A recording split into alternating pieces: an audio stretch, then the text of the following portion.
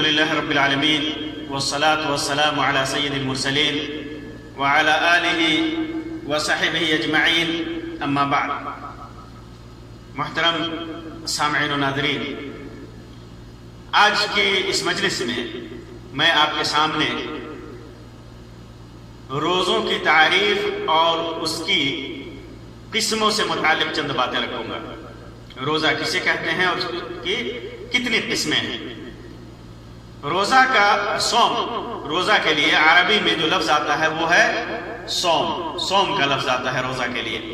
صوم کا مطلب ہوتا ہے الامساک. الامساک، رک جانا، کسی چیز سے رک جانا.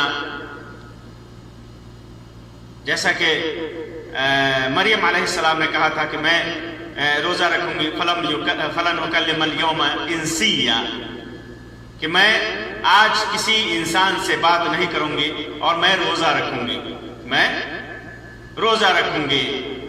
تو امساک اس کا مطلب ہے. اور اصطلاح میں، شریعت کی اصطلاح میں روزہ کا مطلب ہوتا ہے التعبد للہ سبحانہ وتعالی، اللہ تبارک و تعالی کے لیے عبادت کرنا، تعبد اختیار کرنا بالامساک، رک جانے کے ذریعے. بالامساک، رک جانے کے ذریعے. کس چیز سے؟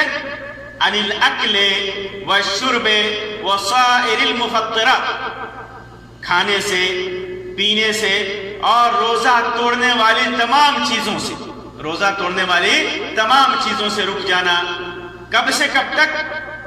من طلوع الفجر الى غروب الشمس، فجر جب طلوع ہو، فجر کا وقت ہو جائے، اس وقت سے سورج غروب ہو اس وقت تک.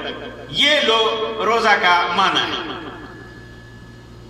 روزہ یا صوم، اس کی بنیادی طور پر دو قسمیں ہیں. بنیادی طور پر دو قسمیں، اور یہ قسمیں مختلف قسموں کی طرف جاتی ہیں. ان میں سے بھی کئی قسمیں نکلتی ہیں. بنیادی طور پر دو قسمیں ہیں اور ان دو قسموں میں سے کئی اقسام نکلتی ہیں. تو پہلی قسم ہے مامور بہی اور منہی عنہ کے حساب سے، یعنی روزے کا حکم اور روزے سے منع کرنا، اس کے حساب سے یہ قسم ہے. دو قسمیں ہیں. المامور بہی شرعا، جن کا روزوں کا، جن کا پہلی قسم کیا ہے؟ جن کا حکم شریعت میں دیا گیا ہو. اور دوسری قسم ہے جن سے روکا گیا ہو، شریعت میں جن روزوں سے منع کیا گیا ہو، روکا گیا ہو. تو یہ دو قسمیں ہیں، یعنی وہ روزے جن کا حکم ہے اور وہ روزے جو حرام ہیں، جن سے منع کیا گیا ہے. تو پہلی قسم جو ہے ان روزوں، وہ روزہ جس کا حکم دیا گیا ہے شرعی طور پر، اس کی دو قسمیں ہیں. روزوں کا جو حکم دیا گیا ہے شرعی طور پر، اس کی دو قسمیں ہیں. پہلی قسم ہے صوم میں واجب اور فرض روزے، واجب اور فرض روزے. اور دوسری قسم ہے مستحب یا تطوع، نفلی روزے. مستحب یا نفلی روزے یا مسنون روزے کہہ لیجئے، یا اگر اس کے اندر تقسیم کریں گے تو مستحب، تطوع اور مسنون روزے. تو پہلی قسم جو ہے واجب روزے، اس میں ایک جو فرض روزہ ہے اداءً اور قضاءً، چاہے آپ ادا کر کے اس کو رکھیں یا اگر کسی وجہ سے وہ چھوٹ جائے تو قضا کرنا، اس کی قضا کرنا واجب ہے. اور وہ ہے رمضان کے روزے. رمضان کے روزے، جیسا کہ اللہ تبارک و تعالیٰ نے فرمایا یا ایھا الذین آمنوا کتب علیکم الصیام کما کتب علی الذین من قبلکم لعلکم تتقون ایاما معدودات فمن کان منکم مریضا او علی سفر فعدۃ من ایام اخر.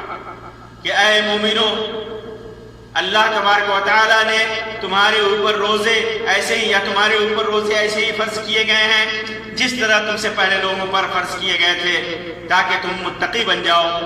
یہ چند دن ہیں، تو جو تم میں سے روزہ رکھنا چاہے وہ یہ چند دن ہیں جن میں تمہیں روزہ رکھنا ہے.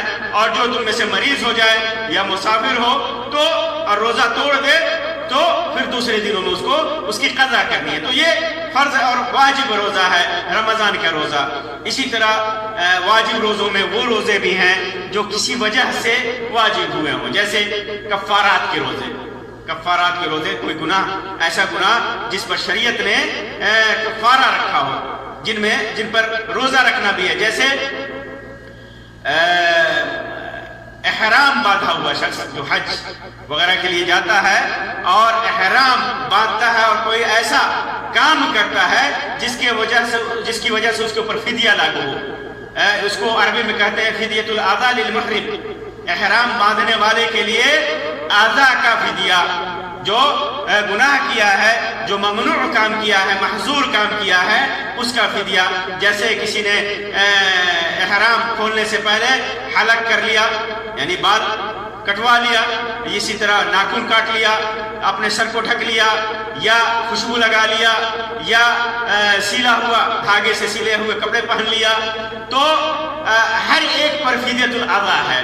اور اس میں اختیاری ہے، آدمی 3 دن کا روزہ رکھے، یا 6 مسکین کا کھانا کھلائے، یا بکری ذبح کرے. تو اس میں اگر بکری ذبح نہیں کرتا ہے یا 6 مسکین کو کھانا نہیں کھلاتا ہے تو یہ 3 دن کا روزہ رکھنا ایسے شخص کے اوپر واجب ہے. ایسے شخص کے اوپر واجب ہے. اسی طرح ایسا آدمی جس نے حج قران کیا ہے یا حج تمتع کیا ہے اور ہدیہ نہیں ہے اس کے پاس، یعنی قربانی کا جانور نہیں ہے، تو اسے 7 دن روزہ رکھنا ہے. 7 دن روزہ رکھنا اس کے اوپر واجب ہے. اور وہ 7 دن کیا ہے؟ 3 ایام فی الحج و 7 اذا رجع الى اہلہ. 3 دن حج کے دنوں میں، 3 دن حج کے دنوں میں روزہ رکھنا ہے، اور 7 دن جب وہ اپنے اہل میں گھر لوٹ جائے تو گھر لوٹ کر کے 7 دن رکھنا ہے. تو یہ 10 دن کا روزہ واجب ہے ایسے آدمی کے اوپر، ایسے حاجی کے اوپر جس نے حج کیا ہے قران یا تمتع. اس کے اوپر قربانی واجب ہے، لیکن اس نے قربانی نہیں کیا ہے کسی وجہ سے، تو یہ روزہ اس کے اوپر واجب ہے. اسی طرح قتل خطا، غلطی سے کسی کو قتل کر دیا ہے، غلطی سے، جیسے کسی کو گاڑی سے ٹھوک دیا ہے یا دھاردار ہتھیار سے اشارہ کیا اور غلطی سے کسی کو قتل کر دیا اور وہ آدمی مر گیا، تو ایسے آدمی کے لیے قتل خطا کرنے والے کے اوپر کفارہ ہے. اور کفارہ کیا ہے؟ ایک مومن گردن آزاد کرنا ہے، ایک غلام آزاد کرنا ہے. اور اگر وہ نہیں ہے، اگر اس کی سہولت نہیں ہے، جیسے آج کل کا زمانہ ہے غلام کا وجود نہیں ہے، غلام اور لونڈی کا وجود نہیں ہے، تو ایک چیز متعین ہو جاتی ہے اور وہ ہے روزہ رکھنا. کتنا؟ شہرین متتابعین، لگاتار 2 مہینوں کا روزہ رکھنا. یہ روزہ بھی واجب ہے. جس نے غلطی سے کسی کو قتل کر دیا اور وہ آدمی مر گیا تو اس کو 2 مہینوں کا لگاتار روزہ رکھنا ہے، یہ اس کے اوپر واجب ہے. اسی طرح قسم کا کفارہ، قسم کے کفارے میں روزہ رکھنا. جیسے کسی نے قسم کھائی اور قسم کو توڑ دیا، تو اگر اس کے پاس مسکین کو کھانا کھلانے کی حیثیت نہیں ہے، یا مسکین کو کپڑے پہنانے کی حیثیت نہیں ہے، یا گردن آزاد کرنے کا امکان نہیں اس کے لیے، تو 3 دن کا روزہ رکھے گا. یہ بھی اس کے اوپر واجب ہے. اگر یہ چیزیں نہیں کرتا ہے کفارے میں تو یہ چیزیں واجب ہے، یہ 3 دن کا روزہ اس کے اوپر واجب ہے. اسی طرح احرام کی حالت میں حرم میں کسی نے کوئی جانور شکار کر لیا، تو اس کے لیے جو کفارہ ہے وہ یہ ہے کہ اسی قسم جس جانور کا شکار کیا ہے اسی طرح کا کوئی جانور قربانی کرے، ہدیہ کرے، قربانی کرے، اور یا کھانا کھلائے. اور اگر ایسا نہیں کرتا ہے تو ایسے صورت میں بھی اس کے اوپر روزہ رکھنا ہے. یا اسی طرح زہار کا کفارہ، جیسے کسی نے اپنی بیوی کو کہا کہ انت کظہر امی علیہ، یعنی اپنی بیوی کو کہا کہ تو میری ماں کی طرح میرے اوپر حرام ہے، یا میری بہن کی طرح میرے اوپر حرام ہے. یعنی حرمت حرام عورتیں جس سے شادی کرنا حرام ہے ان کے جیسے اپنی بیوی کو بنائے، تو ایسی صورت میں کفارہ اس کے اوپر واجب ہے. اور وہ کفارہ کیا ہے؟ ایک گردن آزاد کرنا، اور اگر غلام نہیں ہے تو 2 مہینے کا لگاتار روزہ رکھنا اس کے اوپر واجب ہو جاتا ہے۔ اسی طرح جو آدمی، کسی آدمی نے اگر رمضان کے دن میں اپنی بیوی سے صحبت کر لیا، جمع کر لیا، تو اس کے اوپر بھی کفارہ واجب ہے، کفارہ قضا کے ساتھ ساتھ کفارہ واجب ہے۔ اور کفارہ کیا ہے کہ ایک گردن آزاد کرے، غلام آزاد کرے۔ اگر اس کی استطاعت نہیں ہے اور اس کا امکان نہیں ہے تو لگاتار 2 مہینے کا روزہ رکھنا اس کے اوپر واجب ہو جاتا ہے، واجب ہو جاتا ہے۔ اگر اس کی بھی طاقت نہیں ہے، اگر اس کی بھی طاقت نہیں ہے تو پھر صدقہ کرے گا، مسکین کو کھانا کھلائے گا، اور اگر اس کی بھی طاقت نہیں ہے تو پھر توبہ کرے گا اور اللہ تبارک و تعالیٰ اس کو معاف کرے گا۔ تو ایسی صورت میں بھی اس کے اوپر روزہ واجب قرار پاتا ہے، اور وہ واجب عدم امکان کی وجہ سے، عدم استطاعت کی وجہ سے معفو عنہ بھی ہو سکتا ہے، جیسا کہ علماء نے اس کی صراحت کی ہے۔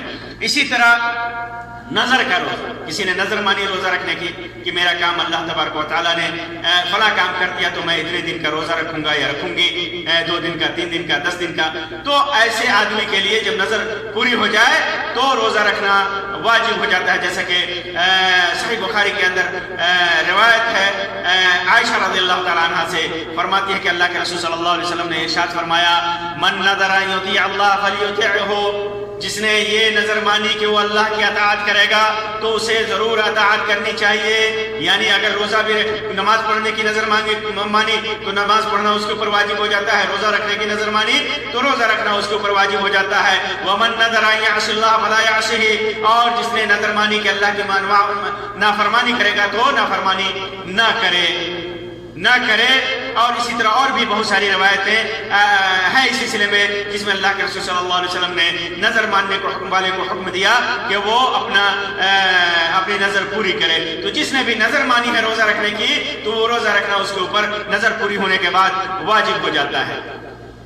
دوسری قسم معمور بہی روزوں میں، جس کا روزوں کا حکم دیا گیا ہے، ان میں دوسری قسم تطوع یعنی مستحب روزے، اس میں بھی 2 طرح کے روزے ہیں، تطوع مطلق، مطلق روزے جس کے لیے کوئی وقت متعین نہیں ہے کہ فلاں وقت میں ہی رکھنا ہے، اس کے لیے وقت جس وقت بھی آدمی چاہے رکھے، اور ایک ہوتا ہے مقید، یعنی دن کے ساتھ مقید ہے، کسی وقت کے ساتھ مقید ہے، جیسے شوال کے 6 روزے یا سوموار کے اور جمعرات کے روزے، عرفہ کے دن کا روزہ یا عاشورہ کا روزہ، محرم کا 10 محرم کا روزہ، یہ متعین روزے ہیں۔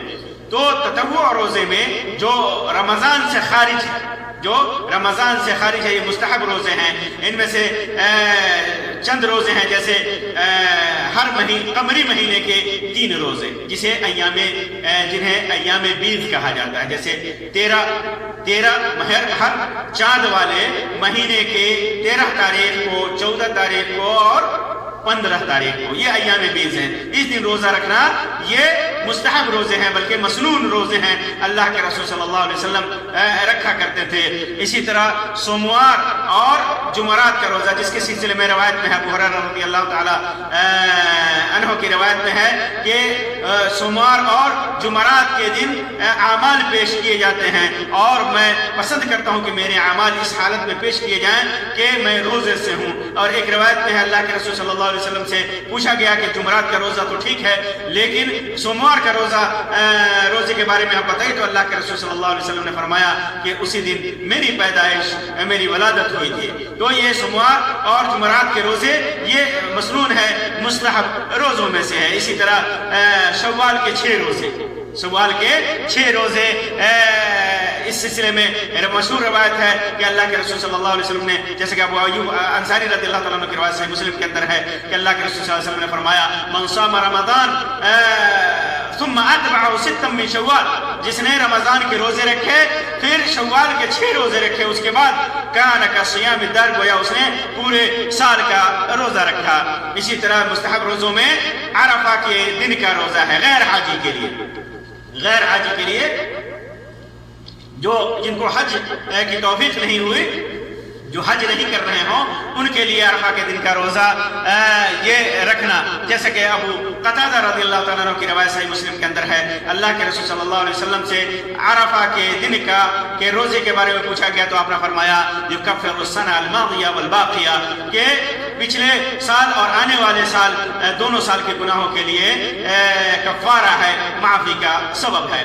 اسی طرح مستحب روزوں میں سے ذی الحجہ کے قربانی کے دن سے پہلے کے روزے، 9 دن کے روزے، جسے عشر اوائل کہا جاتا ہے، وہ ذی الحجہ کے 9 دن کے روزے۔ اس سلسلے میں بھی روایت ہے کہ اللہ کے رسول صلی اللہ علیہ وسلم نے فرمایا کہ اس کا بہت زیادہ ثواب ہے، اس سے زیادہ پسندیدہ اعمال اللہ تبارک و تعالیٰ کے نزدیک کسی بھی دن کا روزہ نہیں ہے، یہاں تک کہ جہاد فی سبیل اللہ کے سلسلے میں فرمایا کہ اس کا بھی ثواب اتنا نہیں ہے، الا کہ آدمی اپنے دولت اور اپنے مال کے ساتھ نکلتا ہے، پھر شہید ہو جاتا ہے، کچھ لے کر کے لوٹتا نہیں ہے۔ اسی طرح عاشورہ یعنی 10 محرم کا روزہ اور اسی طرح 9 محرم کا روزہ یہ مستحب روزہ ہے، جیسا کہ صحیح مسلم وغیرہ کی روایت میں ہے۔ اسی طرح مستحب روزوں میں سے اور جن کا ثواب بے شمار ہے، بے تحاشا ہے، ان روزوں میں سے ایک روزہ ہے ایک دن روزہ رکھنا اور ایک دن افطار کرنا، بغیر روزے کے رکھنا۔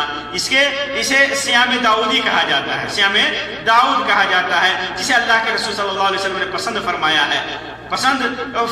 ہے ایک دن روزہ رکھنا، جیسا کہ صحیح بخاری اور مسلم کی روایت میں ہے، ایک دن روزہ رکھے آدمی اور ایک دن روزہ نہ رکھے، یہ صوم داؤدی کہا جاتا ہے۔ اسے معمور بہی اور منہی عنہ روزوں کی اقسام میں سے جو پہلی قسم میں نے بتائی ہے، یہ وہ روزے ہیں جن کا حکم ہے، جن پر ثواب ہے، چاہے وہ واجب ہوں، چاہے فرض ہوں، چاہے مستحب و مندوب اور مسنون ہوں، یہ معمول ہے۔ اور کچھ روزے ایسے ہیں جو ممنوع ہیں، جن سے منع کیا گیا ہے۔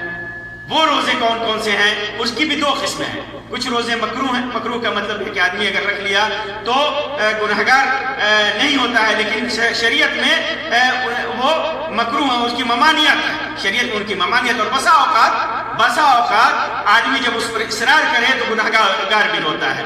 اور حرام، دوسری قسم حرام ہے، تو مکروہ روزے جیسے صوم الدہر، یہ مکروہ روزہ ہے۔ صوم الدہر کا مطلب آدمی ہمیشہ روزہ رکھے، ہمیشہ روزہ رکھے، کوئی دن رکے نہیں، روزہ ہر دن رکھے، یہ مکروہ ہے۔ اسی طرح صوم وصال جسے کہا جاتا ہے، جیسے آدمی 2 دن کا روزہ ایک ہی سحری سے کرے، ایک ہی سحری سے 2 روزہ کرے، بیچ میں کچھ کھائے پیے نہیں، یہ صوم وصال ہے، یہ بھی مکروہ ہے۔ اسی طرح حاجی کا عرفہ کے دن روزہ رکھنا، یہ بھی مکروہ ہے۔ حالانکہ بعض علماء کے نزدیک حاجی بھی عرفہ کے دن روزہ رکھ سکتا ہے، لیکن یہ مرجوح قول ہے، اور حاجی کے لیے عرفہ کے دن روزہ رکھنا یہ مکروہ ہے۔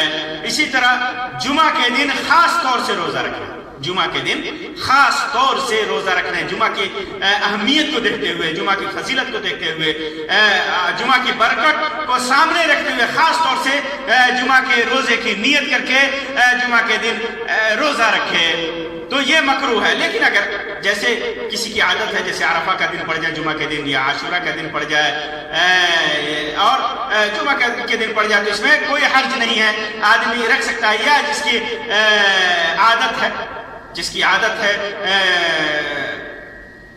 روزہ رکھنے کی، ایک دن چھوڑ کر کے ایک دن رکھنا ہے، تو آدمی وہ اگر جمعہ کا دن پڑ جائے تو رکھ سکتا ہے۔ اسی طرح کسی نے کو قضا کرنی ہے، قضا روزے ہیں اس کے اوپر، جیسے نظر کی وجہ سے یا کسی وجہ سے، یا قضا کے روزے، اور وہ لگاتار رکھ رہا ہے، تو جمعہ کا دن پڑ جائے تو کوئی حرج نہیں ہے، جمعہ کے دن روزہ رکھ سکتا ہے۔ مکروہ وہ روزہ ہے جمعہ کے دن جو خاص طور سے جمعہ کی فضیلت کو دیکھتے ہوئے رکھا جائے، جمعہ کے دن کو خاص کر لیا جائے، اور یہی معاملہ سنیچر کے دن کا ہے، سنیچر کے دن کا ہے، سنیچر کے دن بھی خاص طور سے روزہ رکھنے کی ممانعت ہے اور یہ مکروہ ہے۔ اسی طرح رجب کے مہینے میں روزہ رکھنا، رجب کے مہینے میں روزہ رکھنا خاص کر کے یہ منع ہے۔ اسی طرح 15 شعبان کا روزہ رکھنا، جس کا ثبوت سنت میں نہیں ہے، یہ بدعت ہے اور مکروہ ہے، اس دن بھی روزہ رکھنا منع ہے۔ اور دوسری قسم حرام روزے، وہ روزے جو حرام ہیں، قطعاً حرام ہے، اللہ کے رسول صلی اللہ علیہ وسلم نے منع فرمایا ہے، ان میں سے عیدین کے روزے، عیدین یعنی عید الفطر کا اور عید الاضحیٰ کا روزہ، عید کا دن، قربانی کے دن کا روزہ اور عید الفطر کا روزہ، عید رمضان کے بعد کے عید کا روزہ، یہ حرام ہے، اللہ کے رسول صلی اللہ علیہ وسلم نے منع فرمایا ہے۔ یا ایام تشریق کا روزہ، اور ایام تشریق کا روزہ یعنی قربانی کے بعد جو 3 دن ہوتے ہیں، 11، 12، 13 ذی الحجہ کا روزہ، یہ بھی حرام ہے، اسے منع کیا گیا ہے۔ شک کے دن کا روزہ، شک کی بنیاد پر، شک کے دن بنیاد پر، پتہ نہیں چاند ہوا یا نہیں ہوا، یہ شک کی بنیاد پر روزہ رکھنا، جیسے 30 شعبان کا روزہ، 30 شعبان کا روزہ یا 30 رمضان کا روزہ، اس شک پر کہ پتہ نہیں چاند ہوا یا نہیں ہوا، یہ شک کی بنیاد پر روزہ رکھنا یہ حرام ہے، منع ہے۔ اسی طرح غیر اللہ کے لیے نظر مان کر روزہ رکھنا، کہ غیر اللہ کے لیے روزہ رکھیں گے، غیر اللہ کے لیے، غیر کے لیے روزہ رکھیں گے، یہ حرام ہے۔